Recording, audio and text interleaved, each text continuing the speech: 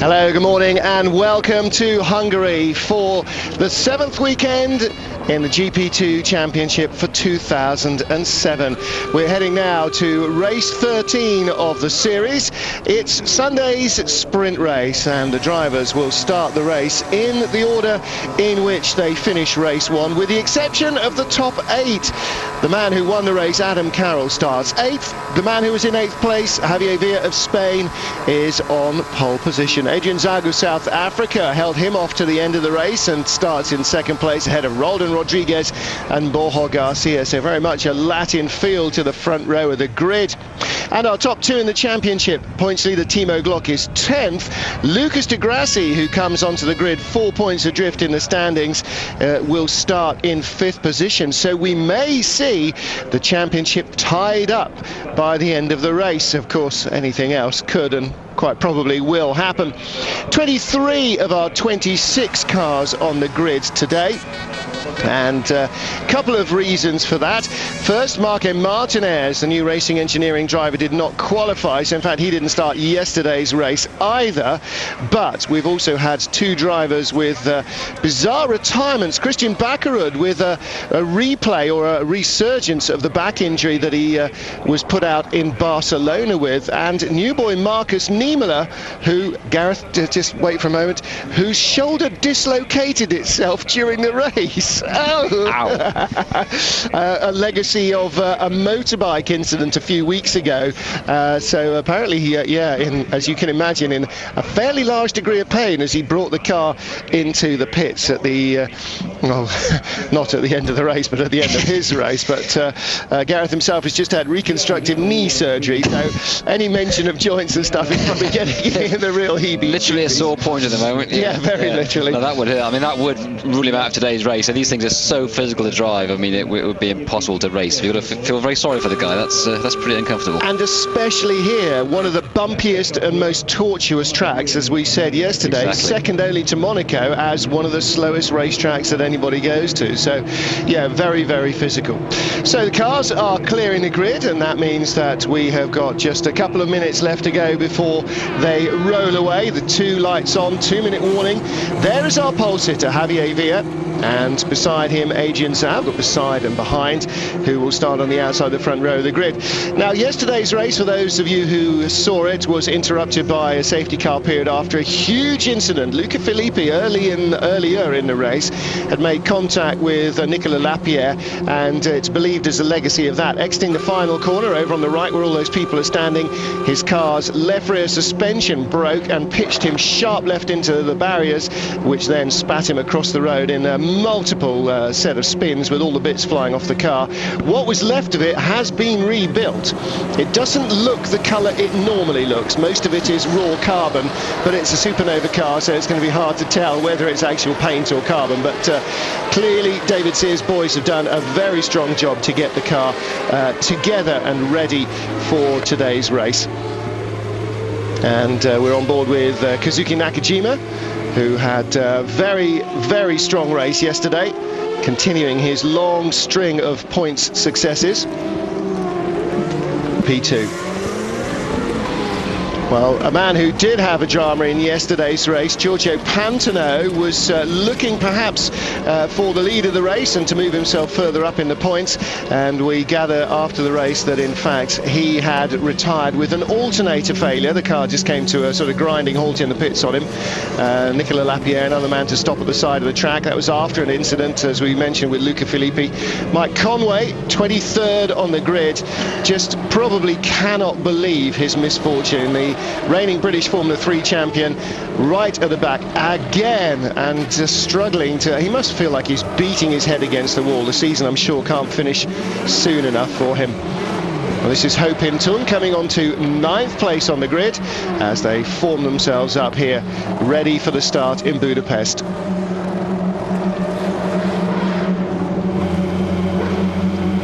"23 cars coming to the grid for 28 laps of the Hungaroring. This is round 12 of the GP2 series for 2007. Mike Conway comes on to the very back with the safety car behind him. And we will see the traditional Formula 1 start gantry light up. All 5 red lights will go on as the revs rise. Drivers hold the clutch levers at biting point, and as they go off, it's a long hold. Away they go. Very slow start from Javier Villa. Adrian Zaug gets away nicely, and somebody starting very slowly further back. Was that Ho Pin Tung? Looks as though it must have been. Great start from Zaug, wasn't it? Oh, and just manages to hold it on the dirty Villa side, but outside. Villa's going for a share of the lead. Doesn't quite get it. Now then, Villa has 2 from 2 front row starts in the sprint races to victory. Third place man, Roldan Rodriguez, has a big lock up. There are the 2 iSport drivers, and Glock and Zuber started a couple of rows apart. It's going to be always a tight squeeze through those first 3 or 4 corners, isn't it? Has to be, doesn't it? I mean, that's your real chance to make some progress. It is hard to overtake here, and whilst the cars are close, take your chance. Well, Mike Conway, right at the back of the field, I think, was a long way behind Nicolas Lapierre, who was the only man in front of him, and Rodriguez gets by Javi Villa. That was very good on cold tyres at the start of the race. Really important to make those moves early. He's got Adam Carroll, yesterday's race winner, in 4th place. So Carroll had a really stonking start. We're on board with Giorgio Pantano, and Pantano behind Karen Chundok. So Zaug jumping away, Rodriguez 2nd, Villa 3rd, Carroll in 4th already, 3/4 of the way round lap 1, and there's Pantano who gets by the Indian driver. Chundok, the man from Chennai, Madras, scored his first point yesterday. He got fastest lap of the race. In the end, Sebastian Buemi, the Swiss, went quicker, but since he'd stalled on the grid and started from the pit lane, he was not allowed to keep the point. So end of lap 1, Zaug jumps away magnificently. Behind him, Rodriguez, Villa in 3rd, Carroll in 4th, Borja Garcia 5th, ahead of Di Grassi, Zuber, Nakajima, and there is Di Grassi getting by Garcia. And Zuber got held up there. Nakajima's going to come down the inside. He's going to try. Garcia gets by. Nakajima can't. Oh, the iSport drivers are really having to roll their sleeves up today, aren't they? None of this starting at the front nonsense that they had yesterday. Yeah, Zuber did well there, didn't he? Because he got really held up by Di Grassi getting past Garcia, and just managed to hold Nakajima at bay. Yeah, just about. Nakajima on the dirtier side of the track, which probably won't have hampered him too much now. Later in the race, that might be a problem. But there's some very good fighting going on already. Oh, and he gets by Garcia this time. Garcia is struggling, definitely. Going backwards. Yeah, and it seems to be having real problems in the braking area. Now, Nakajima is right behind him. The Durango car, the familiar sky blue and yellow of Durango. For many years, those colours were evident in Formula 3000, and they continued straight through to its spiritual successor. Now then, look at this. Zuber having a look at Nakajima as well. Glock, rather. Yep. Yes. Oh, and Nakajima pushed offline. Pantano goes by, and he's having a look at Glock as well. No, can't get through. Right, there's more overtaking now. Switch off now if you're going to watch Formula 1 later, because otherwise you'll just be weeping. More overtaking already than you'll see in your average Grand Prix. Too hard to keep up with. Zaug, fastest lap of the race. Oh no, Rodriguez, 1:30.9, 2/10 quicker than Adrian Zaug, the race leader. Zaug's lead is 1.4, Villa 3rd, Carroll 4th, all over the back of the Spaniard, and desperate to move up before Zaug gets too far away. The way he's driving, I think Adam Carroll fancies 2 race wins this weekend, and what a return that would be to his previous GP2 best. Look at him coming down the inside there by the pit wall. And he really seems to have electrified the Fisichella team as well. Big lock up there from Zaug. He's offline on the slightly dirtier part of the track, but manages to gather it all together. And I think perhaps just a little bit of desperate outbraking was more the case. On board with Adam Carroll. That's to go by Chundok. No, that was to go by Borja Garcia, in fact. Brave move on the outside as well. And this is with Zuber. The replay of Chundok being pushed, or Garcia being pushed offline. So it's all been going on, hasn't it? My word, yeah, absolutely. Very, very entertaining. Oh, and that's Di Grassi gets by, getting by. Yeah, Chundok, isn't it, I think? Yeah, it was. Yeah. And right now, Di Grassi with Zuber all over him. Almost literally all over him. It's not settling down yet, is it? This is highly entertaining. And this is exactly why they reverse the top 8, to try and put the really quick drivers somewhere down into the middle of the pack, and yet give them that sniff of an opportunity of not being completely kiboshed by winning race 1. Adam Carroll's fastest lap of the race was 0.5 behind Veer last time. He's 0.4 now, and that can only get closer, you sense. We saw last year PK won both races, didn't he? Won yes. the Saturday race, started from 8th on the Sunday and still won the race. Of all places, yeah, exactly. You know, at the overtaking free zone that is reputed to be the Hungaroring.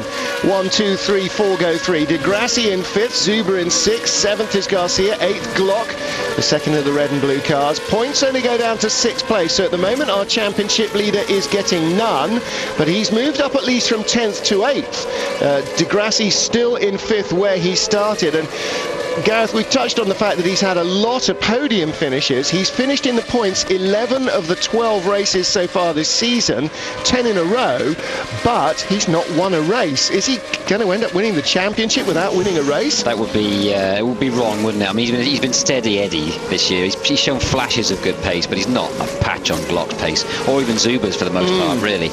And if he wins the championship, it would be a travesty. Honestly, wouldn't it? It would be a tragedy for iSport as well, to produce the 2 fastest cars and the 2 fastest drivers, and just to see it all beaten by, persistence and consistency. Having said that, you know, you got the fastest car, you still got to deliver. Whoa. Maldonado! Oh, yes, it was. Being very brave after yesterday's race ended in disaster. And this is, well, that's where Zuber spun yesterday, isn't it? Never really on that move, Glock, Glock, one of the two. Glock spun there, Glock spun there, trying to go inside Adrian Zaug, and that was a little ambition there by Maldonado as well. So down at the back of the field, Lapierre moves up to 19th, Maldonado 20th, Luca Filippi 21st, Sebastian Buemi 22nd, and Ho-Pin Tung has not started, so that was him stalling on the grid. He's just been dragged back into the pit lane, and that is the end of him. Great onboard pictures here, shows you just how busy this racetrack is, and Gareth, up and down, left and right, the driver constantly going. It's relentless. I mean, there really is no chance for a breather. The pit straight is the only chance you properly get for a breather, and by the time you take your tail off and check your gauges and check your pit board, you're in the braking area. So there's really no way. It's like a street circuit. It's so busy, so dirty. If you make a mistake, you're in trouble, because there's not a great deal of runoff in most places, and it's a tough old place.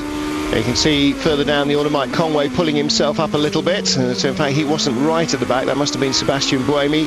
Conway up now to 15th place, but Zaug still leading. Well, here is the battle with Adam Carroll, Lucas de Grassi, then Zuber and Garcia very together. So Garcia fighting back. Maybe he was just having trouble with the tyres early on. Oh, that's de Grassi. That is de Grassi's, or is that Buemi slowing? Has he just been lapped? Yes, I think he has. I think that. Now, who's this? Right, that's Maldonado. Okay, dive bombing Lapierre, as if Lapierre was only using 3rd gear down the straight there. This is Borja Garcia with Timo Glock around the outside. Now then, this. I was going to say, this pays off later down the hill. Excellent move. He's not waiting that long, is he? I'm coming through. Flipping no, that was a good move. Again, Formula 1 cars, there must be lots of drivers in Formula 1. In fact, Lewis Hamilton was watching the race after yesterday's Formula 1 qualifying, and missed most of a McLaren press conference after all the shenanigans. And there must be a lot of drivers in Formula 1 who look at these cars and go, oh, why can't we do that? Yeah, definitely. And it's a valid question that every single Formula 1 fan asks as well. Why can't they drive around the outside of each other like these cars can? There are all sorts of built-in reasons and vested interests that don't want them to have cars like this, but there's no actually fundamentally good reason why Formula 1 cars can't be as drivable as this, and they certainly ought to be. No, it was excellent pass from Glock. I mean, there are certain drivers you wouldn't have tried that on. You do need to trust the driver you're going past, not to just lean on you a bit and just tag your right rear as you're going past. Like I said, Garcia is someone you can trust to give you the space, but certain drivers you wouldn't try. Yeah, he's had 3 or 4 good years at this level, Borja Garcia, and he is a grown-up driver. He may not necessarily be Spain's next Formula 1 world champion, but he's not the sort of guy who's who's going to twitch and punt you off. We saw Maldonado brake testing Zuber yesterday, which is just totally unacceptable. And that's an example of somebody I wouldn't trust to try that move on, really, because you know he'd probably try and tag you. Now then, as we ride with Kazuki Nakajima trying to come around Giorgio Pantano for 10th, there was an exciting battle for the lead. Roldan Rodriguez was a 10th of a second behind Adrian Zaug at the line, which is very nearly an overlap. And as we saw them coming down into turn 3, he was all over the back of the South African, so we might, by the time we get back to them, have seen our lead change. Nakajima and Pantano having... Pantano on the curbs coming off the quick turn, and it was well out of shape then. Well, it's funny, actually, because you sort of accept that Formula 1 curbs are going to be relatively low, but when you walk around here, some of these curbs, you wouldn't want to hit them in a road car, never mind in a single-seater. Oh, goodness looks hairy. That was hairy, wasn't it? That was Pantano going by Chandok. And that's what put Nakajima alongside him. And in fact, again, I think they were going by Buemi. I think he is the slow car. Yeah, I think definitely. Well, it's not Di Grassi, because Di Grassi's still 5th, so it is Buemi. I think he's just trying to get fastest lap, but he did have it. Oh my word, just look at this. This is the battle for the lead, yes. Adrian Zaug and Roldan Rodriguez, both of them nearly across the penalty line. So we need to catch up with that. That was last lap. That's why they were so close together. And now the top 4 are right there. Adam Carroll sniffs victory. At the line, the top 4 covered by 1 second. Yeah, it's hotting up again. It really is, isn't it? That's fantastic. There's not a car length between any of these cars at the moment. And look, closing up in 5th is Di Grassi, 6th is Zuber, right on his tail. That is the top 6. And this is not lap 1. They are as close now as they were on lap 1. This is lap 7 of the race. In fact, very, very close indeed. Now, yesterday's midfield race, by which sort of 7th, 8th, 9th, 10th, 11th, 12th, 13th, 14th, 15th were all in one long queue, because Zaug wasn't quite as quick as all of them. But here in the Hungaroring, he's perfected the Thierry Boutsen line, where you get the car in front and you flipping well stay there, because it is all about defence if you have not got the quick car. It's really about setting your car up for the final turn, isn't it? Make sure you're quick down the front straight. Yeah. Everything else doesn't matter that much. See how much the cars are moving. We just saw Zuber on the onboard having a quick snatch of opposite lock to grab the tail, and Di Grassi's car washing out front and rear through the corners. Yeah, and that's, I mean, it's really entertaining to watch. The fans look at these cars and they go, ooh, I'm not sure I'd want to be doing that. I mean, these are cars that fans think maybe would be really quite hard to drive, but a Formula 1 car, again, never gives you that impression. Yeah, it's just glued, isn't it? Until it's having 190 mile an hour shunt. But at that stage, even a Formula 1 driver can't drive them, you know.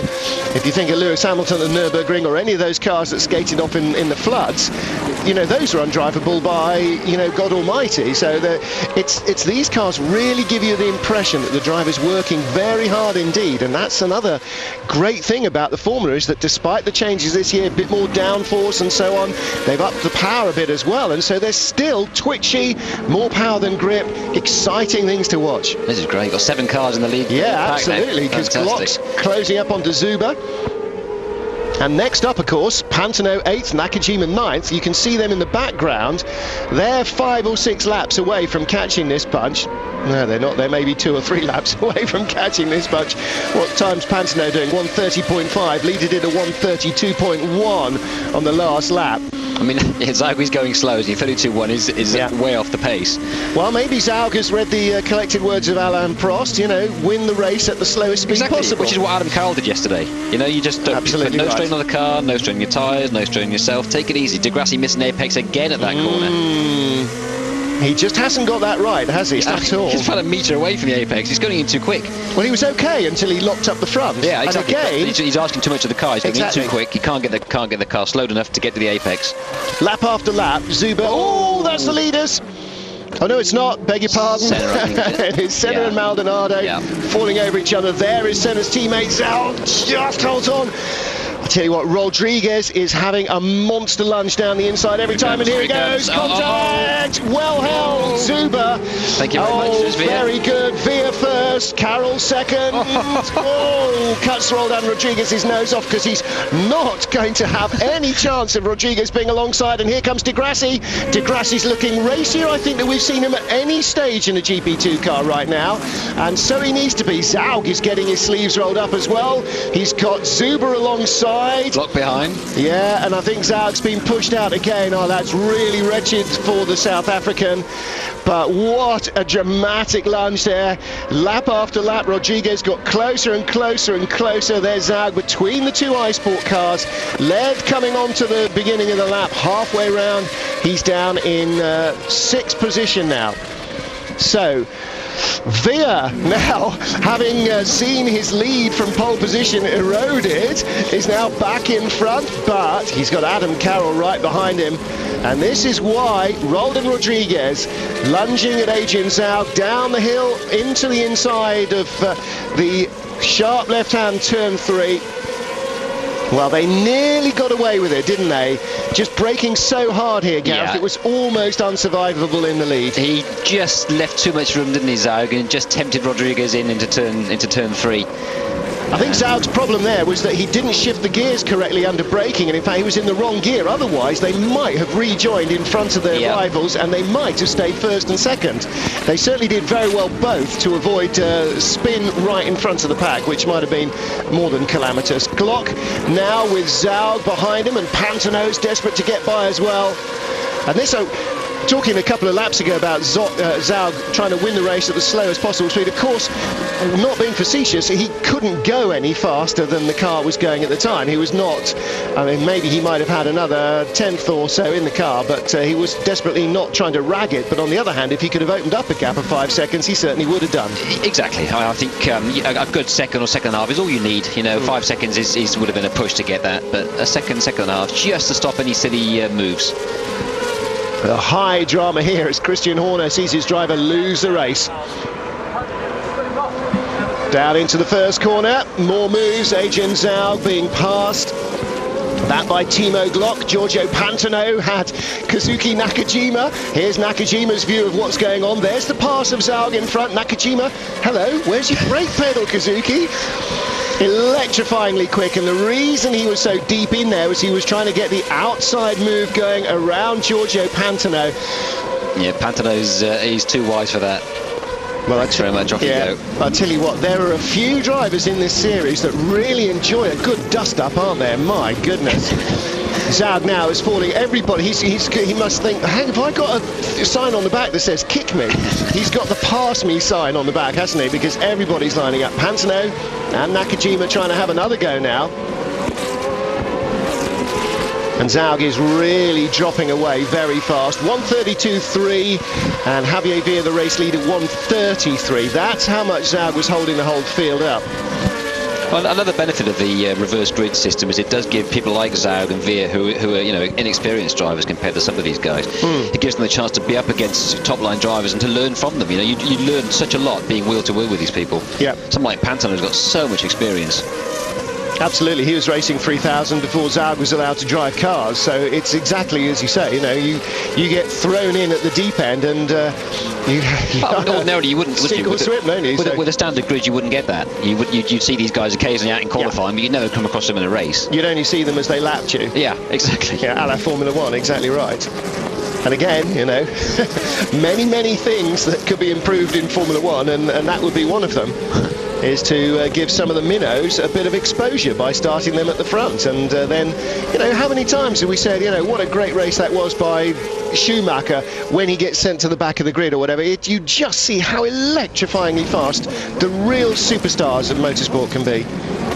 Villa pulling away from Carroll, 1.1 seconds, and that's, as you said, a second is a good enough gap. Now, Carroll's not going to make any rash moves, but Nakajima inside Pantano.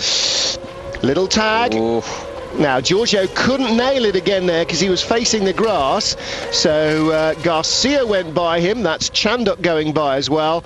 So it's not going well for Pantano, unfortunately. He was 2 away from the points, looking to get by Zaug for 7th, but instead he gets dropped back 1 and Nakajima moves up to 8th position. He's been dropped back 2, hasn't he? Because that's Kohei Hirate behind him. So Pantano now in 11th position. Yeah, that was coming, that wasn't it, that contact? He's moving on hammer and tongs for a good few laps now. Yeah, absolutely. Neither gives any quarter. Well, Pantano's not really having much of a time here of it at Hungary, is he? Here's Nakajima. And there was... the gap was there, wasn't it, to be fair? I mean, it was just a racing incident. Yeah, and Kazuki obviously would have held it as tight as he could because he doesn't want to have an impact and spin off any more than anybody else does. And Giorgio... Actually threw Pantano's hand off the wheel then. Yeah. Well, that was a big twitch, wasn't it? He wasn't expecting that, was he? But no, it was just a racing accident. There was no malice in that. Absolutely. And all because, again, Pantano was trying to get by Zaug. So Via, well, Carroll's just squeezed 0.04 of a second back out of that gap, so he's keeping pace with the race leader. Rodriguez in 3rd, 1.4 behind. Di Grassi 1.3 behind in 4th, with Zuber and Glock all over him. Now that's the next group. There's Di Grassi, the white car, Zuber and Glock, the 2 red and blue cars, and here is Zaug, 7th place, Nakajima 8th. So Nakajima and Zaug out of the points at the moment. The last point goes to our series leader, Timo Glock. So Glock from 10th has now made it to 6th and the points. Di Grassi from 5th has made it as far as 4th, and only because 2 drivers in front of him have dropped off. Of course, the same goes for Timo Glock. He's picked up 2 places because of the Zaug incident with Roland Rodriguez, although Rodriguez is still in 3rd place in front of this little group. So again, maybe a bit of a coming of age here in Hungary for Roland Rodriguez, because he was, to a degree, a bit of an also-ran at the beginning of the season. But this is the sort of time now with, you know, a dozen races behind them where they'll have got some mileage in the car, they'll have got their heads around it a little bit, and a rookie with talent is going perhaps to shine a little bit more than he would have been expected to earlier in the season. Yeah, I think this is his first year of GP2, whereas it's De Grauw's 3rd. Yeah. And I mean, he's shown more ability in the sort of half season we've seen of Rodriguez than De Grauw has in the whole 3 years. Yeah, really. absolutely. So, I think he's got something, and it's just a bit of time to it really comes to the fore. We had a podium in Spain, so no, 4th in Spain rather, so nearly on the podium there. So Nakajima tries the outside. That's cost him. He doesn't care about the outside move, does he? He's quite happy to sit there around the outside, Kazuki Nakajima. No wonder Toyota are apparently leaping up and down with the excitement of the prospect of trying to sign him for next year. You can think of 8 million reasons why he'd be better than several of the incumbents in the car, can't you? Apart from the fact that he's young, electrifying to watch, and of course for Toyota, Japanese, and that his father, as you pointed out to me cogently before the race, Gareth, is a Honda legend, and that sort of thing never goes unnoticed in Japanese motorsport circles either. Yep. Well, speaking of Sandy Negrão, here he is. There we go, right on key. Spinning all on his own. Out of 16th with his teammate in 3rd, and holding down the day job pretty nicely, Roland Rodriguez. Yeah, so Barcelona was really his chance to shine early in the season. Of course, being a Spaniard, having raced at the Circuit of Catalunya, he had at least knowledge of the track, and that meant the half-hour qualifying session was all about getting himself into the car and well up onto the grid. So and that was the feature race as well. So I mean, showing, you know, the sort of spark there that we're seeing him developing as the season progresses. Yeah, definitely. I think he's only 21, 22, so he's got a lot to learn yet. Although, having said that, look at the age of F1 drivers these days. They're 12. Lewis is 21, isn't he? Yeah, now Nakajima again. It's going to work. One day it's going to work. Maybe not this year. So, Zaug's doing a good defensive job, actually. Yes, he is. And again, a little touch between the two of them. Nakajima, no, dear. Now, that was just rash. Little bit rash, I'm afraid, from Nakajima. That was one of the rough edges we've talked about, wasn't it? So Kazuki Nakajima drops down from 8th to 10th place as to 9th place actually, as he makes the lunge on Borja Garcia, or did 12 to go at the end of this. So the tyres a little beyond their best, and right on cue, here is the replay of Nakajima going around the outside of Zaug, just a little touch there. Was he gesticulating? Let's have a look. This is down to turn 2 coming up, isn't it? Goes up the inside of him. Yeah. Zaug. Well, do you know what? Nakajima was so on the grass that he was never going to be able to stop. Was it really? Was there a car's width? Possibly when he started. Zaug taking both hands off there and bits being bumped off the cars. And Nakajima is in trouble. Yeah, I wondered if he might be, because Pantano was all over him, and Pantano dives by only to lose that place back again. And I think Kohei Hirate, yes, got by him probably. No, he didn't. He's still right behind. Well, these two are obviously going to continue knocking bits off each other's cars until there are no bits left to be knocked off. And Via's responded again to Carroll. He's opened up another 3/10. The lap is now at 0.9 of a second. Rodon Rodriguez third, De Grassi a second behind him in fourth, and this is the battle. De Grassi in front of us as we ride with Zuber, with Glock behind him as well. So if you could see in Zuber's mirrors, they'd be full of his teammate. And finally Zaug's car has decided that it's had enough of something.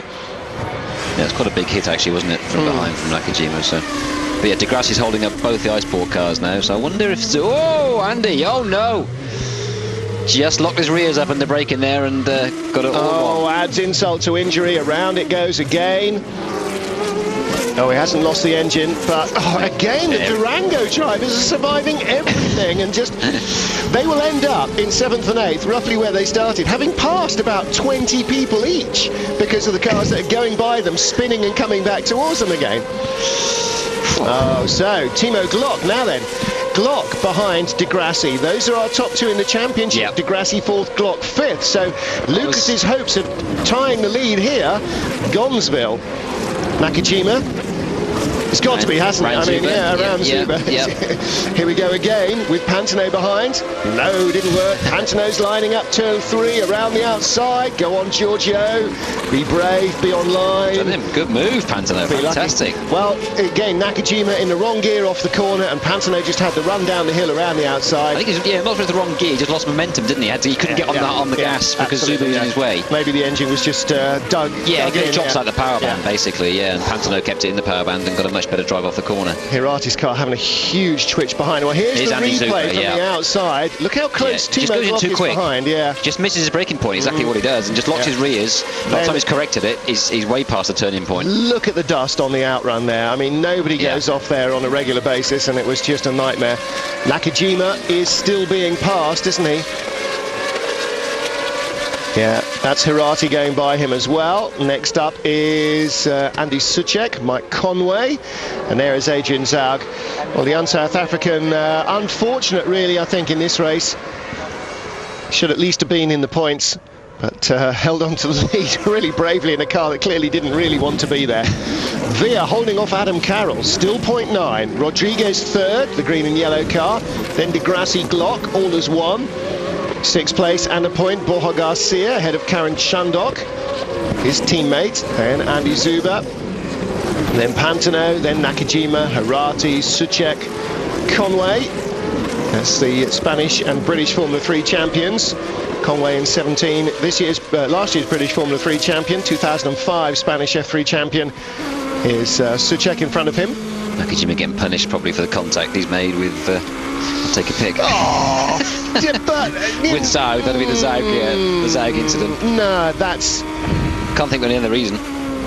Well, you've got to let these guys race. I mean, you know. Yeah, I agree. You know, I don't agree it's right, but I think that's the reason. Yeah, it was a race for position, frankly, and you know, I mean, it wasn't a cynical punt, and that's the thing. No, he was trying. Yeah. It was reckless, but he was trying. But even so, I mean, see, now the problem is that they'll probably have given him a drive-through for causing an avoidable accident. Well, in motor racing, all accidents are avoidable by definition. Just go more slowly and don't try and overtake anybody. Oh no, hang on, somebody else has already got the remit on that, and that's the senior category here this weekend. So this is key, this little scrap here, isn't it, with De Grassi and Glock for the let's hope championship. that Glock finds the brake pedal properly then, because Zuber didn't. Yes, you're absolutely right though, for the championship. Very important. There's 4 points difference between them in the championship, and as it stands, they're going to be De Grassi will get a point more than Glock if it stays like this. Yeah. So close it to 3 points. So if Glock can get ahead, that's very important. Now, it'll be interesting to try and remember who we last saw having the fastest lap of the race. Yeah, I've been watching that. It's the guys at the back, actually. There's a bit of a scrap going on between Lapierre, Philippi and Buemi. They're all sort of doing fast one, slow one, fast one, slow when it comes Nakajima for his drive-through. Current holders Lapierre 29.2. He threw the tear-off strip off and it seemed to get stuck on the tyre, actually. So he might be in trouble down to the first turn. Well, he can't get a break, can he? He's been electrifyingly entertaining, and that's his reward. Well, that's the end of his run of 5 podiums, anyway. Yes, and no chance of being in the points here, unfortunately. Yes, that's he's tied the record so far, hasn't he, for most consecutive podiums, which is jointly held by Lewis Hamilton and Glock. Timo Glock. Glock did the first 5 of this year, apparently, and Hamilton the last 5 of last year, which is Sean points out. If Hamilton decided to step down to GP2 for whatever reason and got a podium, he would be the record holder with 6 straight podiums. Yeah, I think he'll rather have the record holder for straight podiums in Formula 1, which he's got to be on for up until the Nürburgring, hadn't he? I don't know what the record for straight podium finishes was. Oh, it was all over him. Should we get back to the action? Degrassi 4th, Timo Glock in 5th. I mean, this is key as well, not just for the points, but also for Glock to make a point. You know, if you can get past Degrassi in here. I mean, Degrassi's been coming out with all kinds of sound bites about how ART have found the pace and they're right with iSport. They're not. You know, don't delude yourself. Well, there's 2 ways this works. If Degrassi stays in front, Glock goes, oh, it was Hungary. Yeah. You know, the chances of him holding on were always pretty good. Degrassi feels a little bit better, but Glock doesn't actually feel down in any way. Yeah. But if the tables are reversed, if Glock gets by him, then it is a big step. Psychological point. Yeah, absolutely. Makes the point that... I mean, it's already made, I mean, this is the point made anyway now, isn't it? We can see the point being made in front of us, but he actually gets past, it really drives it home. It does, definitely, and that would be a big psychological boost at this stage for Timo Glock.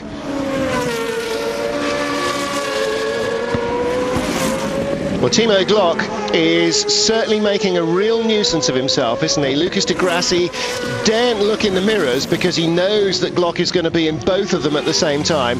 And Nakajima going for the fastest lap. Yes. There you go, might as well do. Now, no, forget it. Maybe the track was broken. Yeah. Yeah, the steering doesn't... Well, the camera's sort of a bit fish-eyed, so not sure if it's showing that it's not straight, but obviously he's complaining about something, and that's after that contact with Zaug. Would have just maybe bent one of the suspension arms or something, and just for safety, you don't want these guys out there with possibly the result that Luca Filippi had yesterday with a huge car-wrecking shunt, and that doesn't even, you know, count what happens to the contents of the car, so... Via still going quicker, still easing away from Carroll. 130.3, 130.4 on the last 2 laps for Via, 130.6 and 130.5 for Carroll. So the gap is seesawing, but it's increasing from 1 second. It's now out to 1.3. Rodriguez on his own in 3rd, and this is all about the championship, isn't it? Now with Pantano again, and this means he's got by Andy Zuber, because that is the back of Karen Shandler. We're on board with Zuber now, I think Pantano's behind us, yeah. Too many white and blue cars. I know they're not white and blue, but it looks like it's the camera, doesn't it? Yeah. Suddenly Degrassi is crowing afresh. That's right. So if he's going to make a move, it's got to be a certain move. Yeah. And unfortunately in this situation that probably means he can't do a Nakajima around the outside of turn 1. He has to have himself on the safe inside move if he's going to make a turn 1 move. So Javi Villa opens up to 1.43. 22 laps completed by the leaders. Rodriguez already across the line, and he's nearly 5 seconds ahead of this battle, which shows that Degrassi is not going quickly. 131.5, the 3 in front are at least a second, and the lead pair 1.2 seconds quicker than Degrassi. And that shows that Glock could be as well, because he was in qualifying. Yeah, I mean, it's just not good enough from Degrassi, is it? I think one of the things that I find amazing about him, the statements he keeps saying, first of all, it was ART aren't quick enough, then it was ART are getting there, then it was ART have arrived. It was all about the team. Now, the team have proved themselves. They're double championship winners. It's Degrassi who, where the question mark lies. Well, what you've got to look at is what has happened to Fisichelle's team since Adam Carroll's arrived. Hello, what's he doing there following the leader other than having been lapped? I mean, that's where their cars have been for most of the season, and in fact the second car with Jason De Hinchy, 14th at the moment, exactly indicates that. it's when you get a driver who knows how the cars should work and damn well insists on it being how he wants it, then he goes out and sticks it in the top 6 instead of outside the top 10, and suddenly the team are going, hello, fantastic. And they're the guys now that are turning around a again, exactly like Zuber. Exactly the same corner as Zuber, actually, yeah. Fisichella's team now, instead of being sort of very much also-rans, are now the team that can turn around a full 4-tyre pit stop in 6 seconds with a safety car fast approaching and get their driver out to lead and then win the race. That's not the Fisichella at the beginning of the year. Glock slowing. Now, has he got a problem? He has. He's got an intermittent gear selection problem, or he's got a misfire. Oh, that looks terminal now, doesn't it? Yeah, he's going to have to, well, he better not park that there. That might be quite expensive. Try and go in the end of the pit lane, I think, isn't he?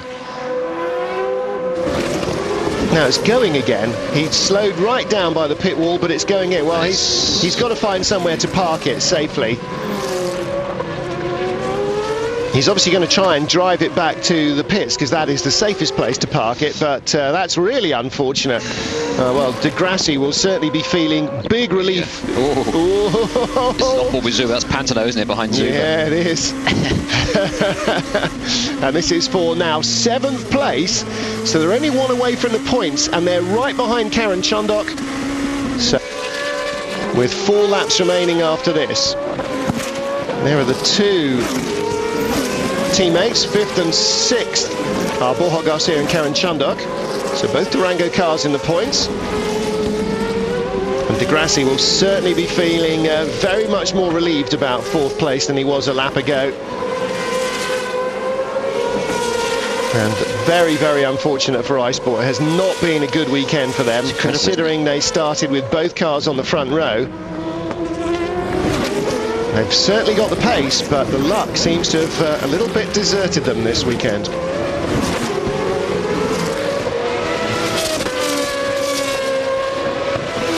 Lap 25 in Hungary. Javi Villa leads from Adam Carroll, Roldan Rodriguez, Lucas De Grassi breathing a big sigh of relief in 4th place on his own. Then Borja Garcia and Karen Chundok ahead of this guy, the blue car of Andy Zuber, with Giorgio Pantano right behind him. And as they close in on Chundok, Zuber's got the full lock on his target and 1 point there. 6th place for Karen Chundok is a last points-earning position.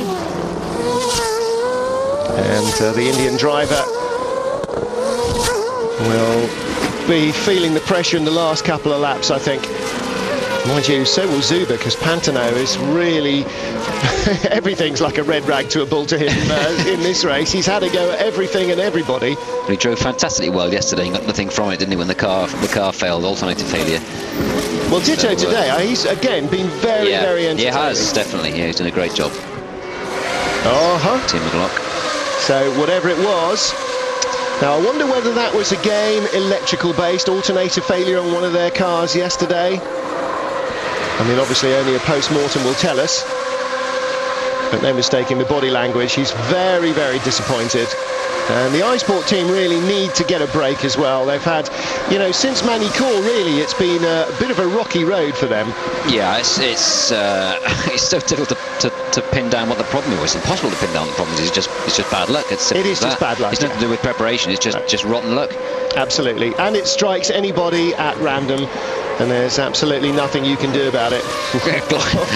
Zuber having a big old slide. Yeah, Andy Zuber's car is looking pretty evil at the moment, actually, I have to say. I wonder whether they've backed off the wing a bit for a bit of pace on the straight or something. Yeah, maybe. Well, he's pushing hard. I mean, clearly he's pushing very hard, but obviously the tyres are way past their best. Obviously, they haven't changed tyres today. 28 laps is a big ask of these tyres. Well, Pantano's still pushing, and Garcia just keeping out of Chandok's reach. Well, Kehei Hirate was behind Vitaly Petrov, and he saw everybody streaming past him there. Race leader still Javi Villa. After 25 of the 28 laps, he leads by 1.4 seconds. So after the first 4 or 5 laps with Adam Carroll behind him, up to 2 or 3 tenths behind he got. Villa's been able to keep that at a second a lap. and at the moment looks very much on target, with 2 laps for him to complete to continue his front row of the sprint race to victory success rate, which at the moment is 2 for 2 from 2007 series, and 2 for 3 overall in his GP2 career, so he's still got a pretty impressive strike rate. And Rodriguez on the podium in 3rd place at the moment.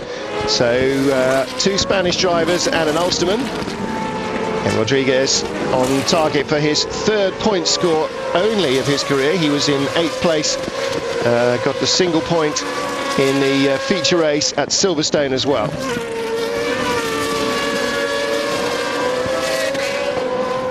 Yeah, Carroll knows VR pretty well, doesn't he? They were teammates at Racing Engineering last year. Yeah. So should know his strengths and his weaknesses, although Veer's obviously a better driver than he was this time last year, no question. Yeah.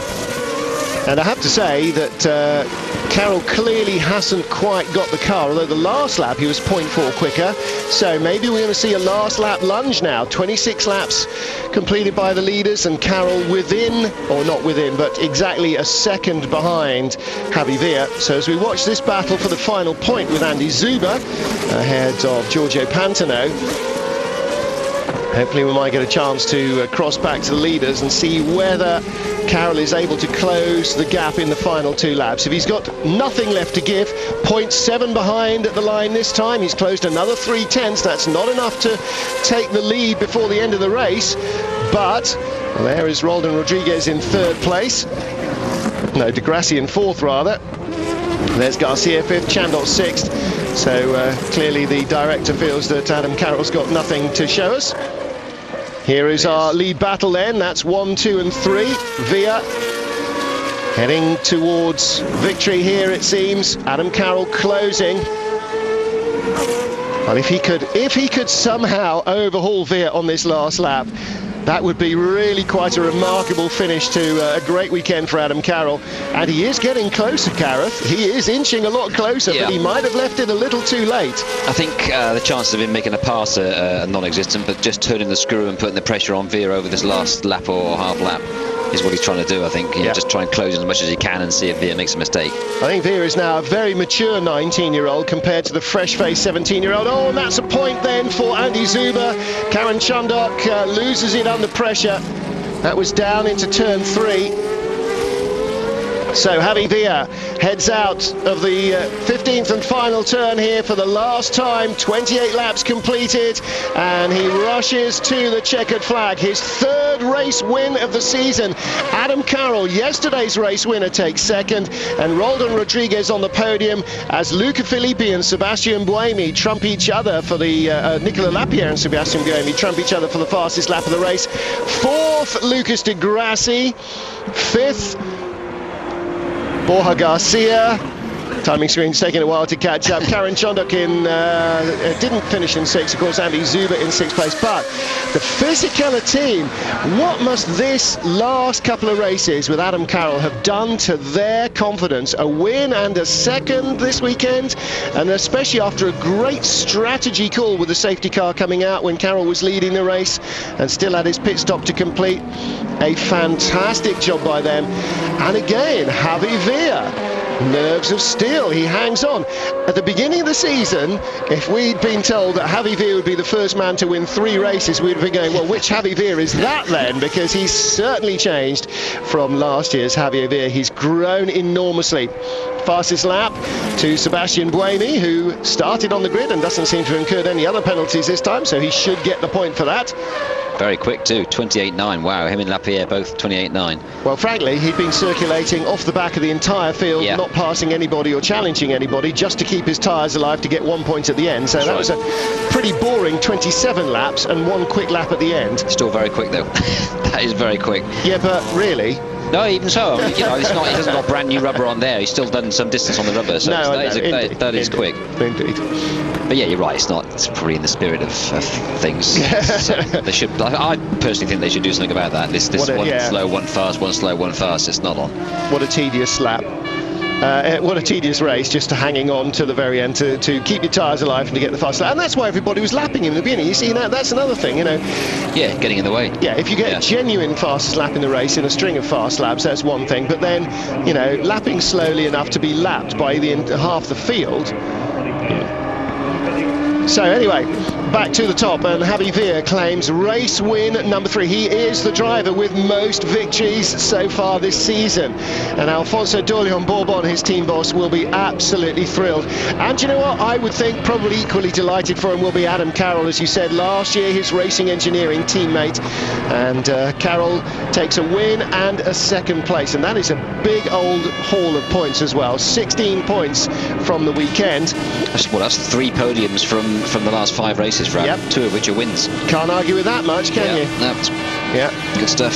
Yes, if Germany had gone just a fraction better for him, then he'd be an awful lot further up the order as well. I mean, he's already ahead of guys who've been in the whole season, like Nicolas Lapierre, Mike Conway. Is that going to put him in front of Andy Zuber? Yes, it is. So, you know, quite a long way up the order. Very good. Of course, if DTM had gone a bit better for him, then he wouldn't be here at all, but... It's always hard, wasn't it? It was in a 2-year-old car. You're not really going to get a fair crack of the whip in DTM unless you get... and it was the Audi too, maybe the Merc, because the Merc's okay. I mean, the rest has proved it's competitive, but a 2-year-old Audi's not, unfortunately. Well, the sort of older cars in Javi Veer celebrates, the older cars in DTM are a little bit like getting the wrong engine stroke chassis stroke engine combo in the old Formula 3000. If it was a Mugen Honda year and you didn't have one, you were stuck. If it was a Reynard chassis year and you didn't have one, and done that, you were stuck. Yeah, exactly. So, you know, them's the breaks, unfortunately. But Javi Veer wins and Adam Carroll gets congratulations there for a well-earned 2nd place from Charlie Whiting.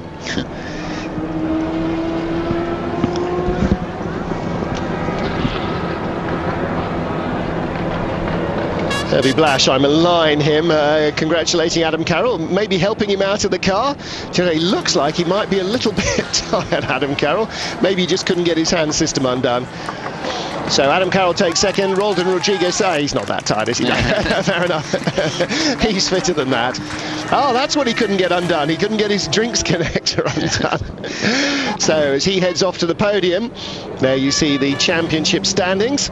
And, well, with Lucas de Grassi finishing in 4th place, that has certainly made things very much entertaining. It's 3 weeks before we head to Turkey for the next race, and the drivers will have a lot of work to do in between times.